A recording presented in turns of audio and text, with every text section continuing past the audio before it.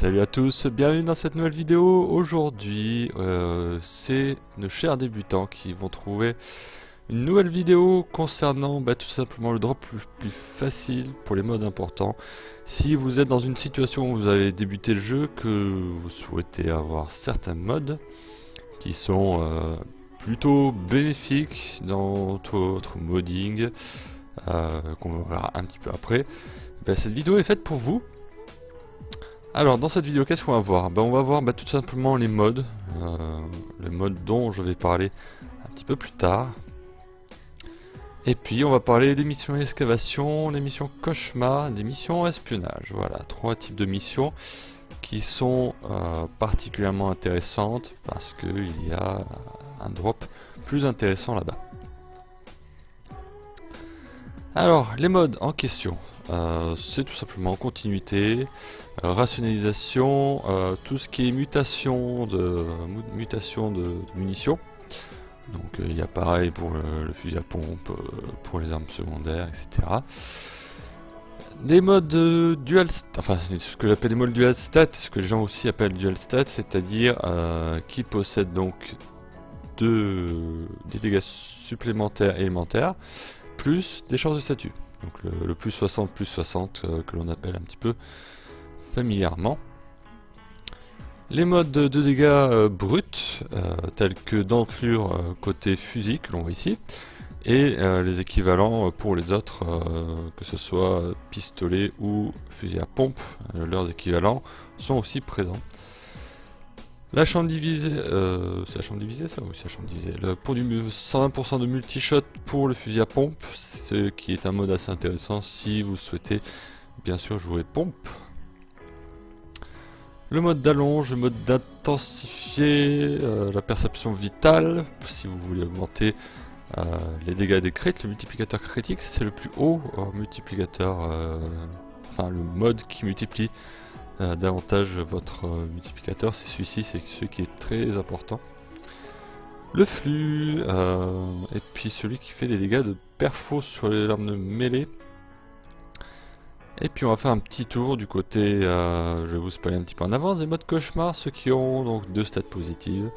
Donc le 60% de slash, 80% de perfo, 60% de tranchant sur 80% de perfo. La vigueur, le torrent létal, et puis bien d'autres, hein. Il y en a vraiment beaucoup, on va voir ça un petit peu en détail. Juste après, il y en a un petit peu pour tout, pour tous les goûts à vrai dire. Donc ouais, il y en a certains qui sont intéressants. Constitution par exemple vous permet de gagner 28% de durée de pouvoir, chose qui est pas mal. On a flamboiement qui est juste là. Constitution est là, flamboiement est ici. C'est un très bon mode aussi, vu qu'il fait 60% de dégâts, plus 60% de dégâts de type feu. Et puis d'autres qui sont intéressants. D'autres qui sont assez intéressants, torrent létal. Il fait partie des modes archi intéressants à voir. Donc deux effets positifs sur un seul mode qui ont un coût assez raisonnable, vu qu'ils ne coûtent qu'au maximum 13. Bon, 13 c'est pour un seul des modes, mais la plupart sont entre 11 et 6, donc 11 et 9, pardon. Donc les missions d'excavation, donc on en avait vu un certain nombre, donc tout ce qui est intensifié, flux, perception vitale, le mode dont je ne connais pas le français, qui fait des dégâts de 90% de dégâts de perforation sur les armes de mêlée, et la longe, qui est le seul mode d'ailleurs argent que l'on voit dans cette vidéo là, mais qui est archi important, parce que c'est le seul mode de portée qui existe, sans contrepartie bien sûr.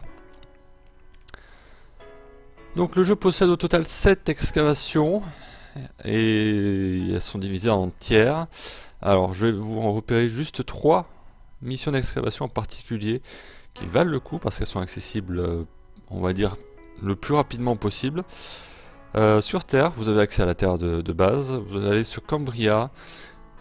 Sur Cambria, c'est un niveau assez faible qu'il y a, mais c'est du tier 2 tout de même. On commence pas par du tier 1 sur la Terre, malgré tout, même si le niveau est très faible. C'est une exception à la règle. Alors peut-être que ça sera patché par le futur, mais pour le moment c'est comme ça. Sur Vénus, vous avez la mission E-Gate qui permet de vous faire du tier 1. Donc dropper d'autres modes avec d'autres pourcentages. Donc là il faut savoir que les 5 modes qu'il y a là, c'est dilué dans d'autres récompenses, y compris des clés du néant, des clés T1, T2, T3, suivant le tiers sur lequel vous attaquez. Et on finit par notre Triton sur Neptune, qui est une excavation de tiers 3, sur lequel vous aurez davantage de probabilité de tomber sur certains modes rares. C'est très peu souvent que j'ai eu droit à des caches de crédit. J'ai eu souvent des packs de cœurs de fusion là-bas, des 5 cœurs de fusion rares. Donc pour le début aussi c'est très intéressant. Bon, Neptune c'est pas tout de suite, c'est sûr. Mais c'est important de se donner quand même un objectif si vous commencez le jeu. Essayez de vous focaliser sur le déblocage de nouvelles planètes, et lorsque vous débloquerez Triton, vous verrez un petit peu mieux de quoi je parle concernant les cœurs de fusion rares qui vont considérablement vous aider à monter vos modes. Alors les accélérations c'est intéressant parce que c'est rapide, parce que la distribution des loots est assez correcte. Il n'y a pas grand chose à dire, on tombera forcément un jour ou l'autre sur ces modes là, ou sur des cœurs de fusion. Il y a très peu de chances d'avoir des mauvaises surprises. Bon, il y a des fois des caches de crédit, mais c'est pas plus mal, ça vous fait quelques crédits au départ. Pour fusion ça aide un petit peu quoi. Donc là c'est pas si mal, j'ai jamais eu trop de mauvaises surprises comparé à certaines missions dans le néant qui nous font gagner des formats. Les cœurs de fusion x5 rares, j'ai oublié de préciser ça, ce sont des cœurs de fusion rares, des couleurs gold, couleur dorée, en tier 3, et c'est tout. Donc voilà, si vous souhaitez avoir ces modes là, il faut vous focus sur les accélérations, en priorité sur les deux que j'ai cités en premier. Cambria et Gate, ce sont les deux qui vous seront super utiles. Concernant les missions d'espionnage, elles vous donnent pour récompense donc continuité, rationalisation, les modes de dégâts de feu et de chance de statut, que ce soit feu ou glace. Le pourcentage de multi-shot de tir multiple pour le fusil à pompe, les modes de dégâts de base pour tout ce qui est fusil, armes secondaires, fusil à pompe, etc. Et mutation d'arc. Donc il y a un total de 22 espionnages sur le jeu entier.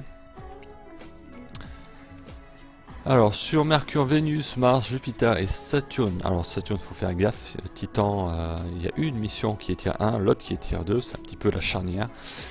Vous ferez que du tier 1 dans les espionnages. L'autre mission sur Saturne, ainsi que Uranus, Europe et Phobos, vous ferez du tier 2. Et les dernières planètes, Eris, Neptune, c'est assez Pluton, vous ferez du tier 3 là-bas. Donc, le principe est simple des missions d'espionnage, c'est que lorsque vous allez débarquer, vous aurez trois consoles à hacker, on va dire de façon furtive. Enfin, il faut essayer de le faire de façon furtive, ça vous évite de perdre des récompenses. Bon, si vous déclenchez l'arme, c'est pas important, on verra juste après.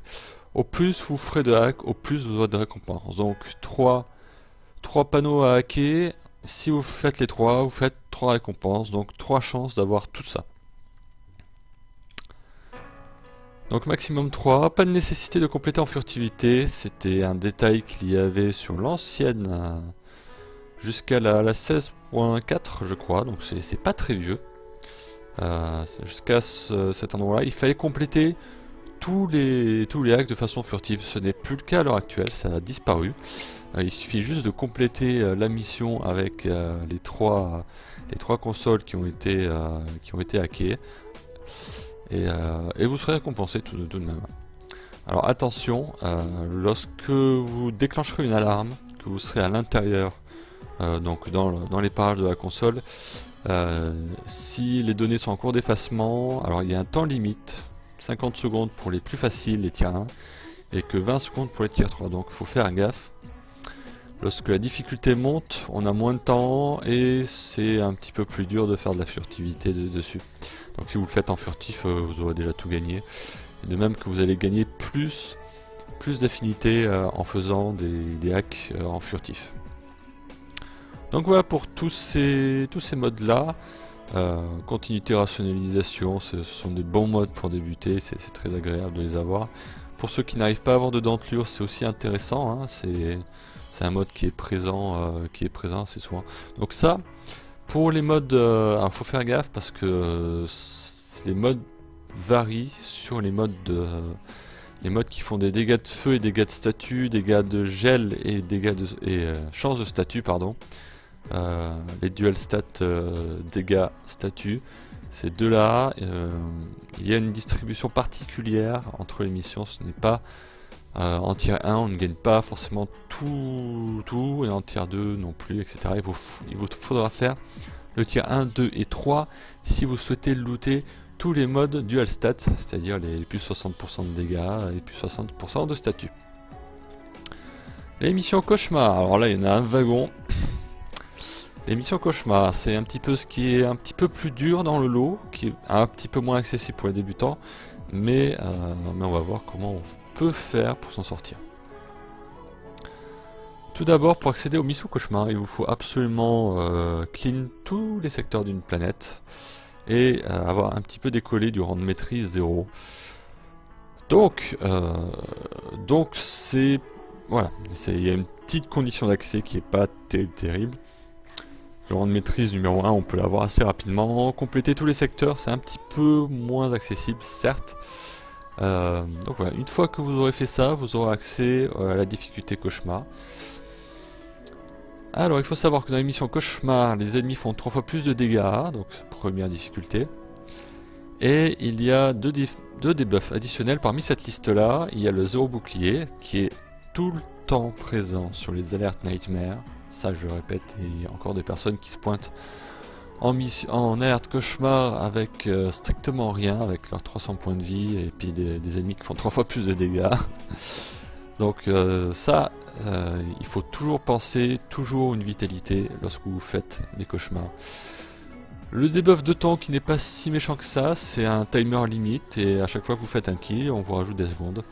Donc j'ai envie de dire, c'est pas trop méchant. Le vampire de vie qui vous draine de la vie, lorsque vous faites un kill, vous remontez votre vie. Le drain d'énergie, lui, il vous draine complètement. Alors complètement, c'est limite, ça fait peur. Je crois que c'est de l'ordre de 10 par seconde de drain d'énergie, entre 5 et 10. Je m'en souviens plus exactement, mais c'est assez pour totalement vous vider de votre mana et vous empêcher vraiment d'utiliser vos compétences tout au long de l'émission. Les barils explosifs létaux, alors ça c'est entre parenthèses, enfin c'est pas vraiment un buff que l'on arrive à voir, il y a besoin d'une confirmation pour cela, mais ça faisait partie des debuffs du cauchemar. Rechargement lent aussi, et il y a une 50% de chance d'avoir un troisième debuff qui est celui de la gravité faible. C'est pas le plus méchant. Ça peut un petit peu énerver si vous avez des compétences que vous ne pouvez pas lancer en l'air. Dans ce cas là ça va un petit peu vous gêner, même si vous pouvez utiliser vos compétences n'importe où, n'importe quand, c'est pas forcément important. Les avantages de faire ces missions là, c'est que ce sont des modes avec 2 effets positifs qui ne coûtent pas grand chose, et il y a certains modes qui sont incontournables là-dedans. Autant sur les listes d'avant, il y avait des modes qu'on peut mettre, qu'on ne peut pas mettre. Ici, il y a certains modes, vous verrez rapidement, qui seront tout le temps présents dans vos builds. Je parle un petit peu de torrent létal, qui est souvent sur vos pistolets à juste titre. Hammer shot qui permet d'avoir plus de chances de multiplicateur critique et de chances de statut. Constitution aussi qui permet de la durée de pouvoir, si vous appréciez la durée, ça peut être pas mal. Sharpie est un mode intéressant pour les fusils automatiques surtout. Donc il y a pas mal de modes qui sont intéressants dans le lot, qui sont tous positifs et qui mettent le détour en termes de farm. Merci à vous d'avoir suivi cette vidéo, n'hésitez pas à la commenter, à un petit peu poser vos questions si jamais j'ai été trop rapide sur un des détails. Ça m'étonnerait que je sois trop rapide. Et je vous redonne rendez-vous pour de nouvelles vidéos. En attendant, portez-vous bien. Ciao.